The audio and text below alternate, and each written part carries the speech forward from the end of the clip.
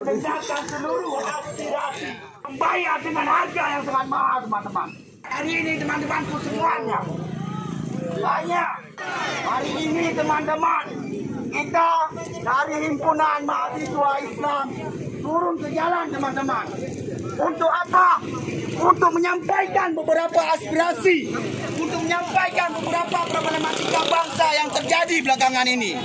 Teman-teman semuanya, kita tahu kita membayar dengan harga yang sangat mahal, teman-teman.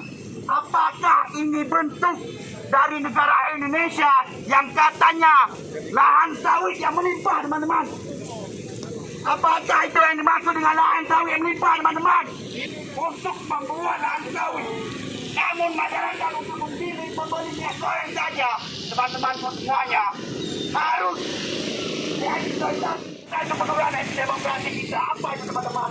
Yang memayungi dan mendengarkan seluruh aspirasi masyarakat yang kemudian hari ini teman-temanku semuanya banyak kami lokal Aceh yang sembarangan dalam mengeluarkan statement.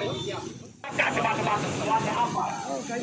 Kita Menteri Agama banyak lain hadir hari ini untuk menyampaikan aspirasi tersebut agar ini disampaikan kepada pemangku jabatan yang ada di negara ini, teman-teman semuanya. Hidup mahasiswa! Hidup!